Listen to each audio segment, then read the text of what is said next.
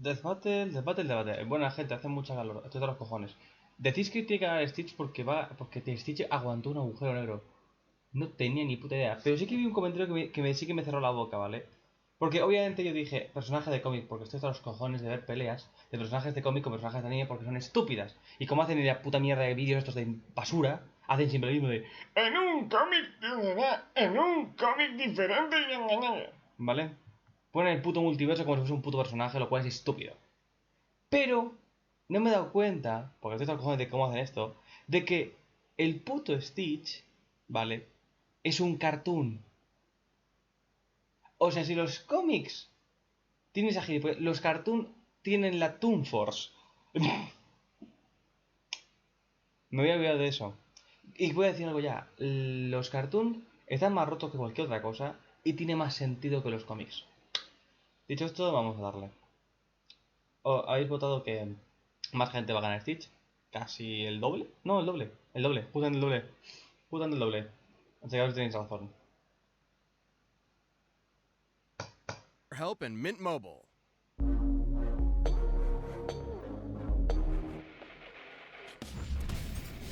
Stitch, Disney's Extraordinary Experiment 626. Rocket, Marvel's murderous mercenary mustellid. Those are like weasels and ferrets and raccoons. You know, because he's a... Just because you're cute and fluffy doesn't mean you aren't the deadliest thing in the universe. He's Wiz and I'm Boomstick. And it's our job to analyze their weapons, armor, and skills to find out who would win a death battle. In the distant reaches of outer space, the mad scientist Jumbo Jukiba was accused of illegal genetic experimentation. He took the galaxy's most fearsome, most dangerous, most absolutely purely black-hearted evil creatures and smushed them all together. A great man with a vision, persecuted by spineless know-nothing bureaucrats. The result? Experiment 626, though you can just call him Stitch. He did not! I think I'm gonna be sick. Oh, so naughty. After being slated for termination, Stitch escaped to a distant planet, Earth. Oh, wait, Earth. Crash landing in the Hawaiian island of Kauai of all places. There he'd be adopted by the Earth girl Lilo and went incognito. Earth. Le gusta el coco y el café. Se ha hecho un crossover con Kim Possible, J-Lo. ¿No me pone lo que no le gusta? ¿No? Oh, wait, Earth. Crash landing in the Hawaiian island of Kauai of all places. There he'd be adopted by the Earth girl Lilo and went incognito as the ugliest dog ever. And despite his horrific upbringing, Stitch found he had a softer side, a love of Elvis and a kinship with Lilo, a devil child who didn't fit in, just like him. It wasn't long before Stitch was ready to do anything to protect his new Ohana from the alien threats coming to get him. And let me tell you, as a fellow mad scientist, Jumbo really outdid himself here. I've been meaning to dig deeper into Stitch's piecemeal alien biology for years. First of all, his fluffy exterior is entirely bulletproof, fireproof, and nearly impenetrable. Oh, this comes with a catch. His molecular structure is so dense, he can't swim. Sucks he landed in Hawaii of all places. Stitch can crawl on walls, hear a whisper from miles away, and scream so loud he'll blow you to kingdom come. He's strong enough to lift 3,000 times his own body weight and can spin dash so fast he'll burst into flames. His eyesight is also incredible. He's got night X-ray and infrared vision and can even zoom in hundreds of times over. Even better, he can pop loogies like a friggin' machine gun. His spin is conductive enough to short-circuit electronics, stick objects together like glue, and even dissolve solid rock. Oh, and he's somehow a genius too. The dude knows molecular physics and can build entire mech suits and spaceships out of junk in seconds. You wouldn't think it from his everything, but Stitch is a genius with a brain comparable to a supercomputer. The world's most powerful supercomputer right now is Hewlett-Packard's Frontier, which can make 1 quintillion calculations a second. Comparing Stitch to Frontier is frankly a massive lowball. See, Stitch was programmed to have Jumba's own intelligence, and Jumba's IQ has been compared to that of an entire galaxy combined. I have conducted my own genetic analysis to determine Stitch's alien progenitors. His DNA includes traces of the manglioid of Meridian 4, the goo goblin booger beast, the people-eating pus monkey, the deadly disemboweler, the boiling tongueoid, and the bottom-feeding scum sucker. It sounds like your ex-wife. Am I right? No, Wiz, what the hell? That's such a messed up thing to say about her. Be better. I'm so disappointed in you. You can make those jokes when you start paying the alimony. Well, Stitch's incredible buffet of alien DNA is supported by a power cell embedded in his body, fueled by the energy of 2 colliding planets. Huh? Colliding planets! Are you coming back? No? You. Okay. He's got a jetpack, freeze ray, grenades, and a Seismotronic 200, which can make sandwiches gigantic. Oh, and shrink enemies, that's cool too. Stitch was a one-fluff army, and he proved it when everyone from the Galactic Federation to the dastardly Dr. Hamsterville came to pick a fight with him. Including all of Jumba's experiments. Yeah, 626 isn't just some random number. There are hundreds of these little bastards running around. More trouble-making cousins to add to his growing Ohana. Though he had to pacify many of them first, like Slushy, who can create a snowstorm that covered all of Kauai. Or Richter, who can split the Earth in half. Al final de los 626 putos experimentos, que creo recordar que en un capítulo hizo un 627, como hizo un Stitch malvado, quiero recordar. Encima, ¿cuántos vimos? No vimos ni 100, ¿verdad?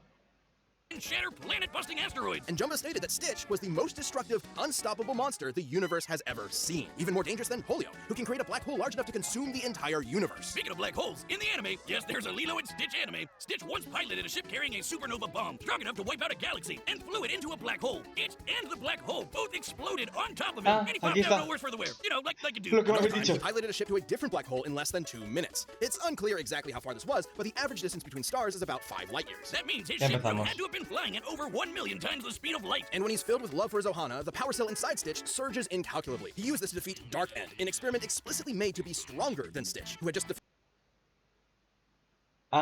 Literalmente acaban de decir que le pueden cargar con el poder del amor, ¿vale? defeated 4 Stitch clones on his own. And Stitch completely annihilated him. He knocked Dark End into outer space so hard he dislodged a city-sized space station. You know, like you do. He's even managed to worm his way into completely different Disney properties. Oh god, we don't have another Deadpool on our hands, do we? With Stitch around, Lilo, Nani, and the inhabitants of Earth couldn't be safer. Surf's up for everyone's favorite blue fuzzball of death. This episode is sponsored by BetterHelp. It can be easy to spend all your time on your Me work. ha gustado todo menos cuando se han puesto a calcular la velocidad porque encontró tu agujero negro. O sea, literalmente han dicho que es hiper, mega, ultra, absurdamente rápido porque cuando botó un agujero negro fue a encontrar tu agujero negro y como lo encontró tan rápido, pues no cuentan si hay elipsis y todas esas mierdas. Ya la velocidad es hiper, todo más bien, pero la velocidad es una gilipollez, como siempre. Dios, igual que el poder, tío, qué puta gilipollez. There was a young boy named Rocky Raccoon somewhere in the Black Mountain Hills of Dakota. There was a young boy named Rocky Raccoon. Rocket, not Rocky. That's the Beatles song he's named after. Well, I have wasted a lot of time on some very specific research. In fact, it's just Rocket. Despite his startling resemblance to the resourceful dumpster diving mammal, Rocket originates from the alien planet Half-World, which served as an asylum for the criminally insane ruled over by alien humanoids. Along with many of Half-World's cutesy inhabitants, Rocket was subjected to cybergenetic modifications by his overlords. All with the purpose of being Half-World's warden, Ranger Rocket. Rocket's mutations make him smarter, stronger, faster, and tougher than your average garbage goblin. His cybernetic skeleton is connected to artificial vertebrae and neural implants, allowing him to dodge gunfire and laser beams, survive an explosion the size of a city block, and keep up with supervillains like Craven and Venom. Alongside pals Lila the Wow, ha sobrevivido a la explosión de una ciudad.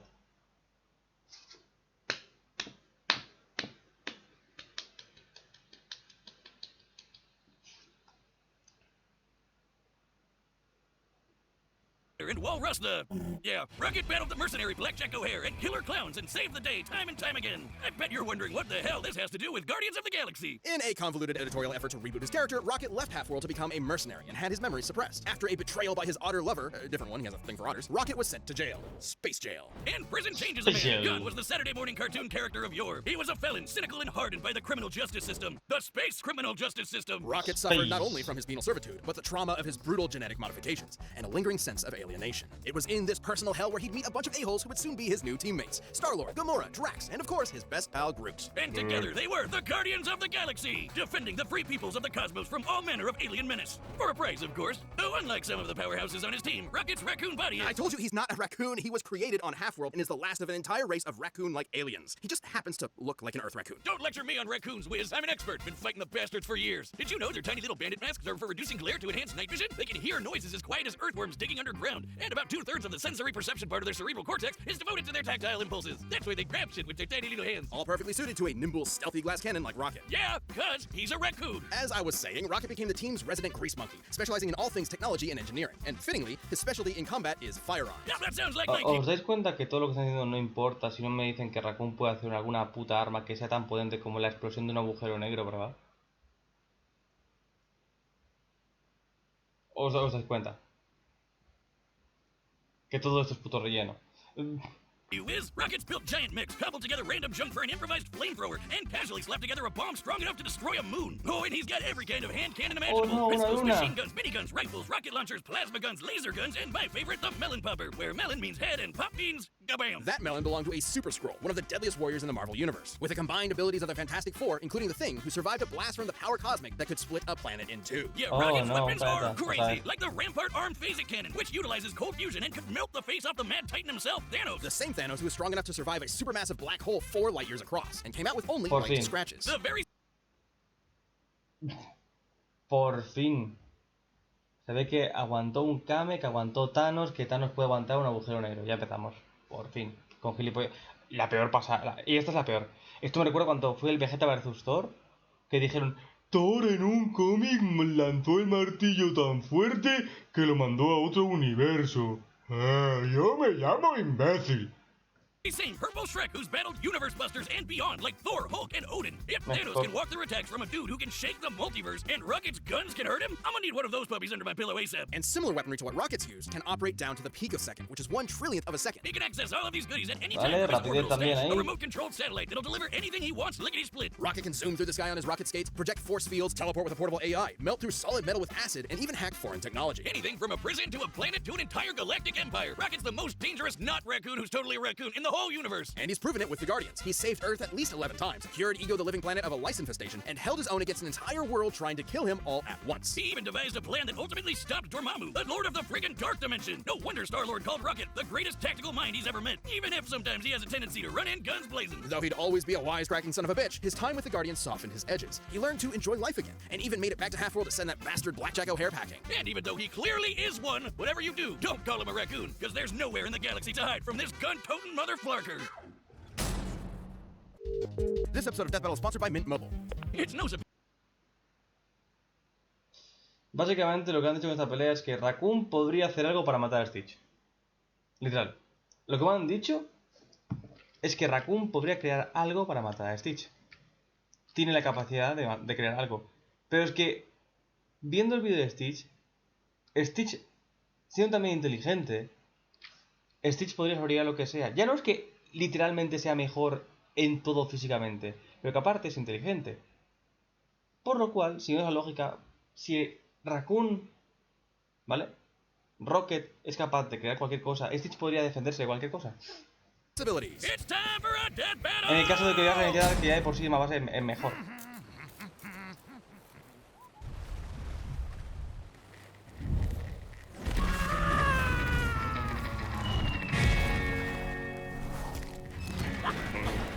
You smashed my ship, Flork Face!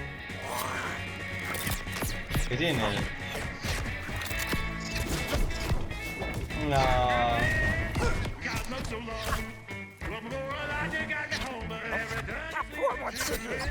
madre. What did you say about my mother? Referencia. You disgust me.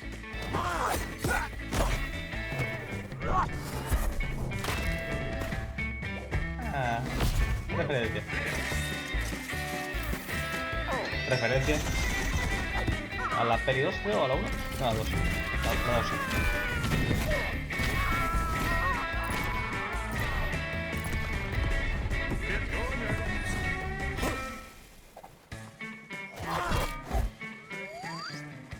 ¿Lo ves?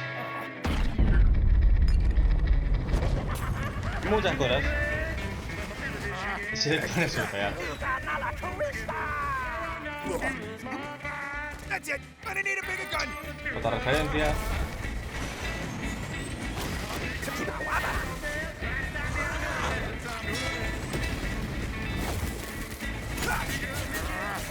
¿Por qué tiene rayos? Come, Papa. I guess you could call this my Thanos Buster. It's hunting season now, Buzzball.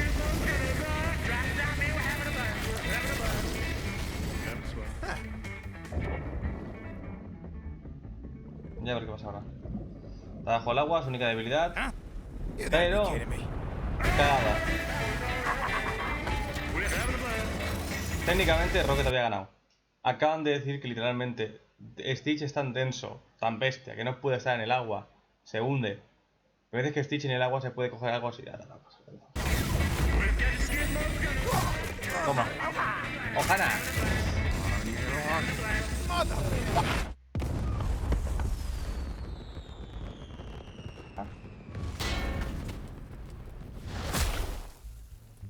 ¿Y el por qué? ¿Muerte de relleno?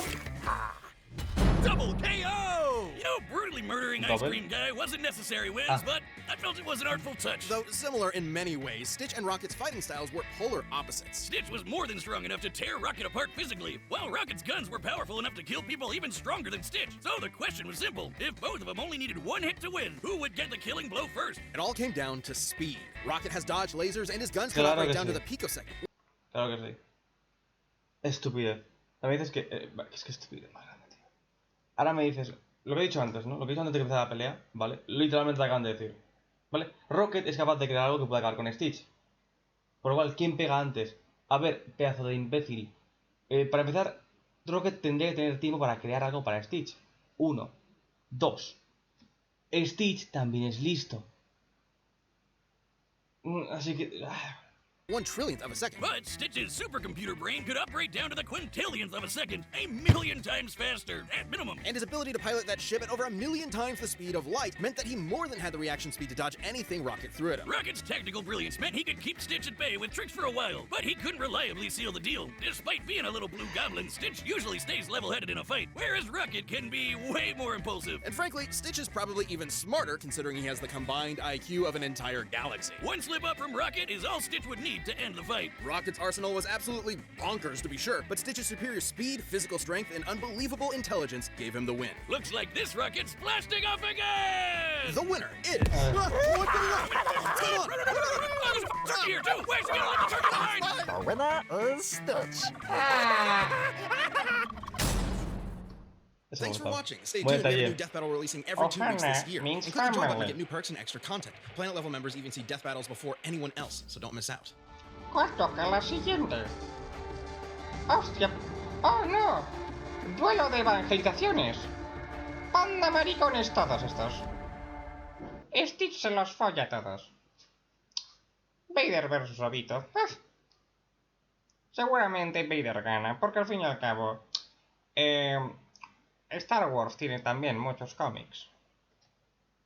Sí. Y básicamente la fuerza, el poder Jedi este de mierda, es un deus ex machina. Creo que hasta en un cómic se usa para revivir gente. Sí.